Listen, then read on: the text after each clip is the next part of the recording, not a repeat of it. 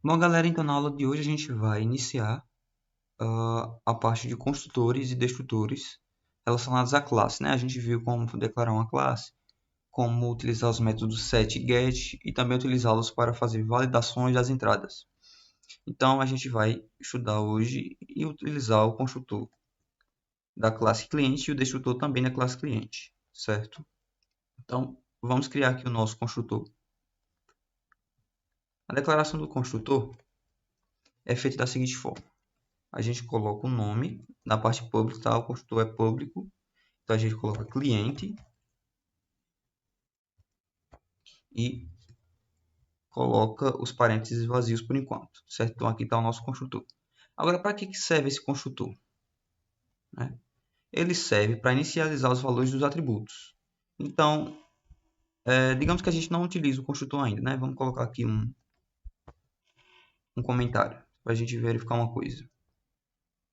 Aqui na main. Se a gente não colocar os dados, não receber os dados do teclado, né, e não repassar para a classe, com que valores os atributos vão ficar? Então, vamos comentar aqui a parte dos set e da parte que pega os valores do teclado. A gente só vai mostrar o que tem na classe, com os gets. Então, vamos ver o que acontece aqui. Veja. Opa. Nome ficou sem nada, então foi inicializado com nada, não string nula.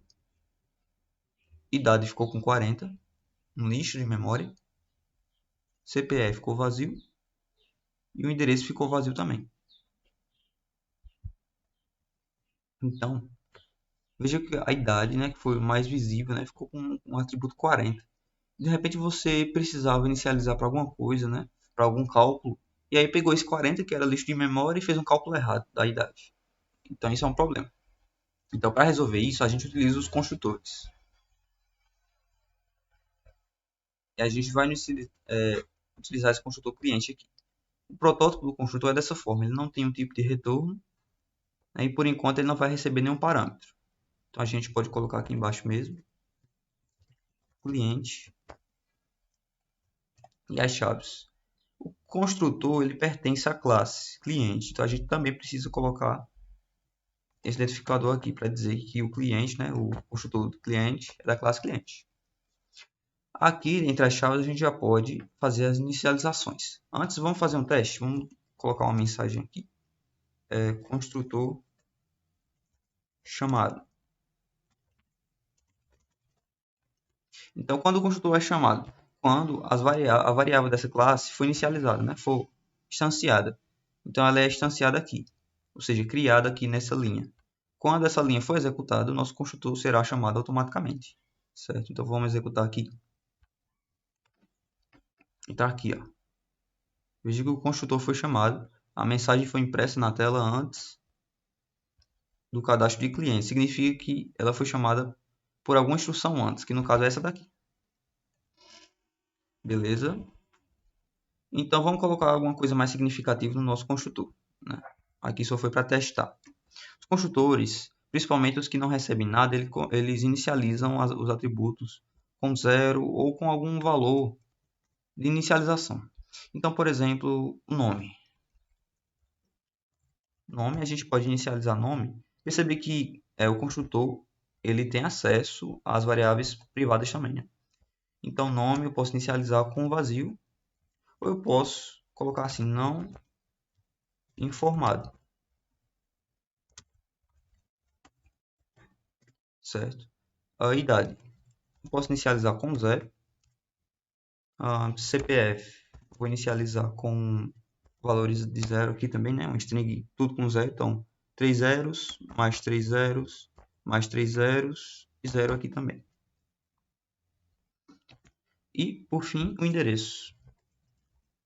Vou colocar aqui também não informado, né?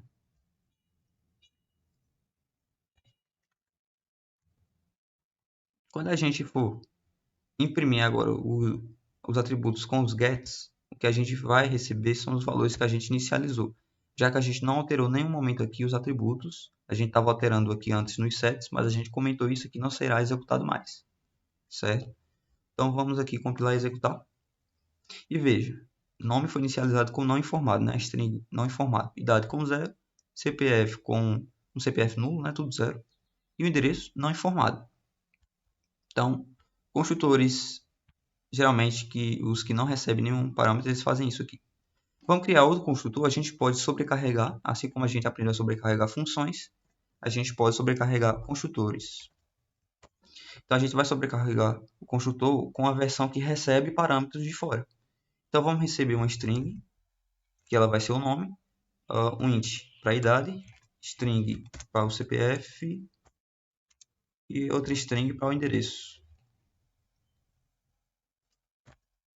Então, vamos colocar aqui embaixo também.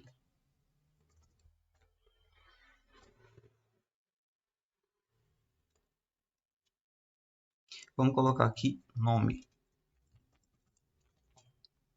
int idade, string CPF e a string endereço. Percebe que eu coloquei o nome dos parâmetros iguais aos nomes dos atributos. Isso aqui gera um conflito. Se você colocar nome aqui, dá um zoom aqui. Se a gente colocar nome, chamar nome, qual variável está sendo usada? Lá da classe, né, os atributos da classe, ou esse nome que está aqui no parâmetro. O C++, o compilador do C++, ele utiliza sempre a variável mais próxima. Então, o que é mais próximo aqui é esse nome aqui, né? O atributo está lá em cima. Então, logo, toda vez que eu fizer escrever nome, eu vou estar referenciando essa variável aqui. Aqui faltou colocar, né, referência para dizer que cliente, esse construtor cliente pertence à classe cliente. Pronto, agora está tudo certo. Então, como é que eu faço para chamar o nome, o atributo nome, e não esse parâmetro nome aqui? Para isso, a gente tem o this. A gente utiliza o this, traço e maior. E em seguida, coloca o nome do atributo, que é nome, né?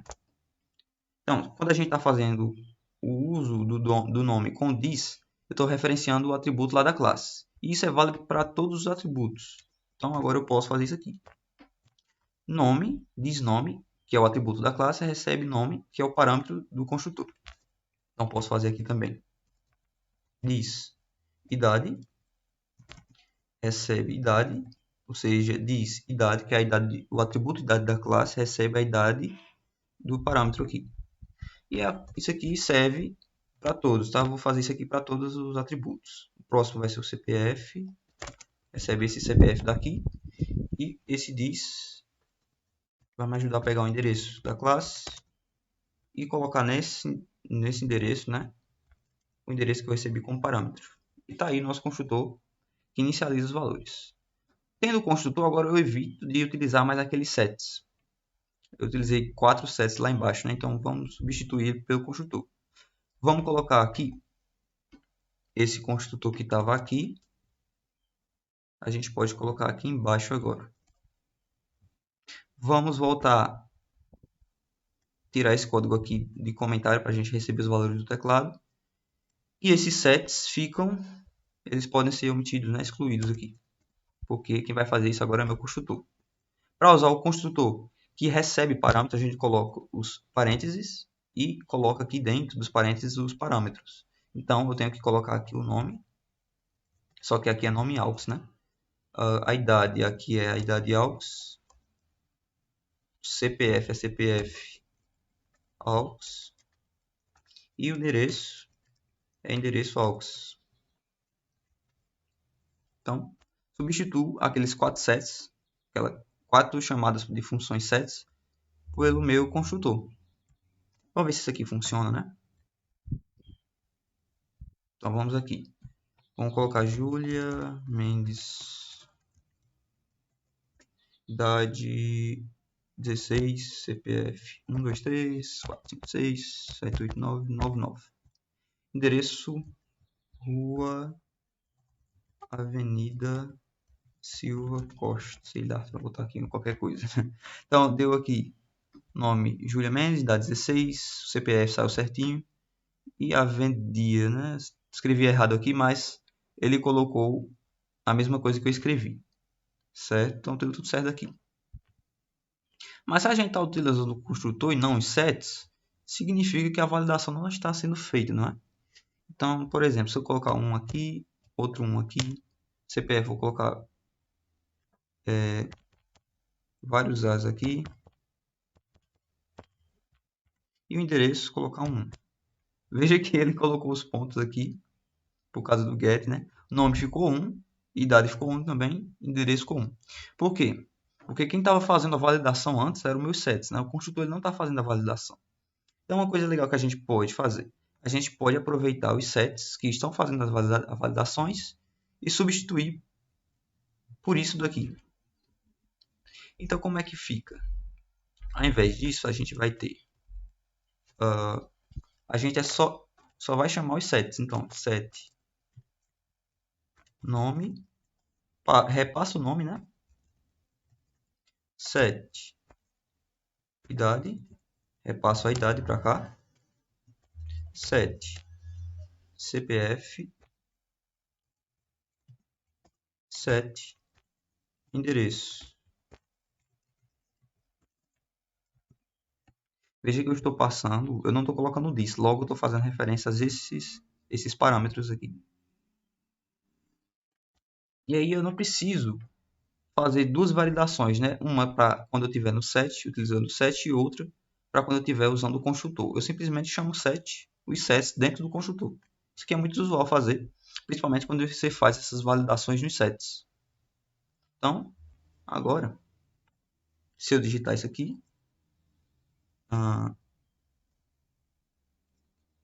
deixar aqui o CPF com endereço 1. Veja que eu obtive um erro. É alguma coisa lá no CPF, porque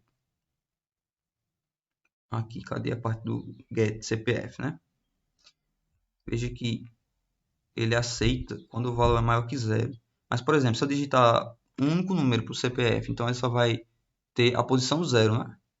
E aí, ainda assim, eu vou estar acessando uma memória, um espaço do array que não existe, por exemplo, 3.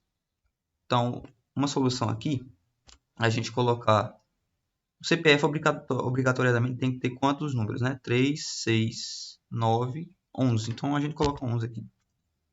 E aí, isso aqui resolve aquele problema lá do retorno do número bem estranho, né? Então, vamos colocar aqui 1, 1, 1.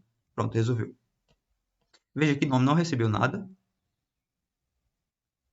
Idade recebeu 1, né? Porque 1 não é válido. E o CPF recebeu 1. Certo. A gente não verificou todos os casos, né? Mas os casos que a gente tinha verificado era quando o nome fosse um número, a idade fosse um número negativo ou um número maior do que 100. CPF não podia ter nome, então se eu colocar um nome aqui. E o endereço a gente não fez nenhuma verificação. Agora sim a gente consegue ver, né? Então nome ficou sem nada porque eu digitei o número. Idade ficou 0 porque eu digitei o número negativo, não pode. CPF, eu digitei uma letras, né? Uma palavra aqui no CPF, ele substituiu por 0. E rua não verifiquei, né? Não coloquei nenhuma validação. Mas dá para perceber que as validações estão sendo feitas porque a gente chamou os sets ali no construtor, não é? Então o construtor está feito os dois. Um com valores de default e outros com os valores que provêm lá da main. Agora e o destrutor, né? O destrutor é assim. Como é que a gente faz o destrutor? É muito parecido com o construtor, só que a gente tem que colocar um til e em seguida escreve o nome da classe com parênteses. Está aqui o meu destrutor, o protótipo dele.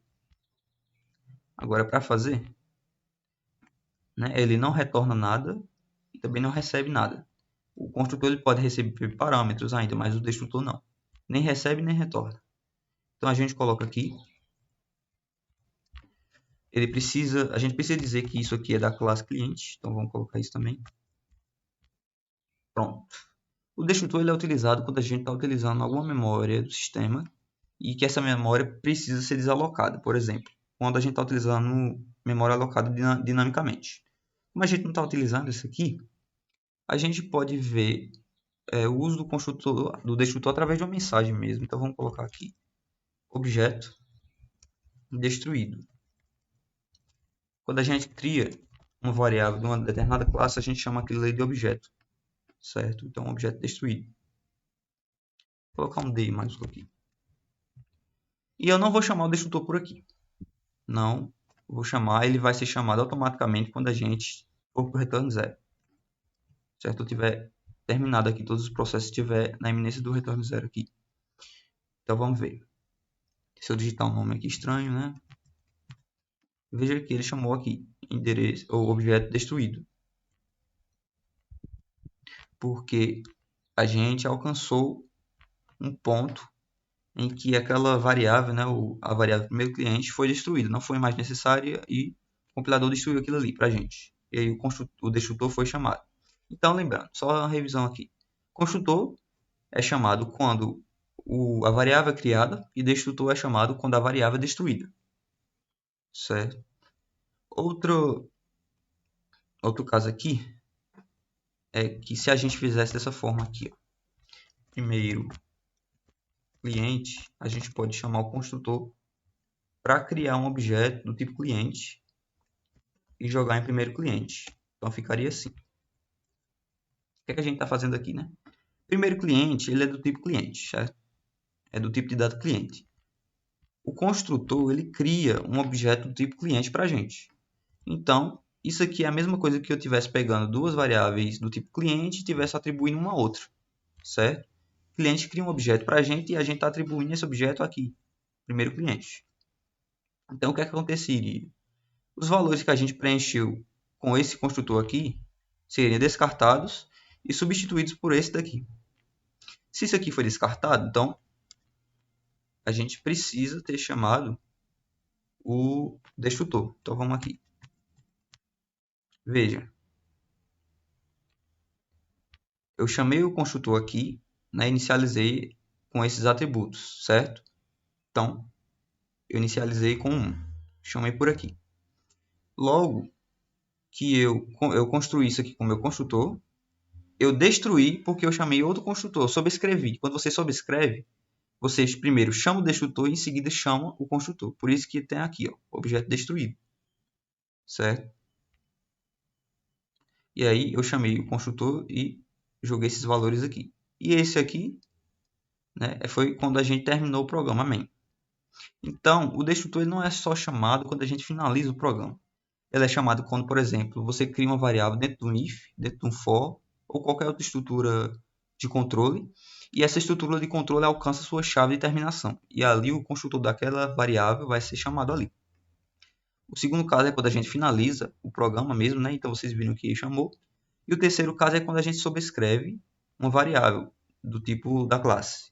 Então, eu inicializei com esse construtor, sobrescrevi com esse outro. E aí o meu destrutor também foi chamado. Certo?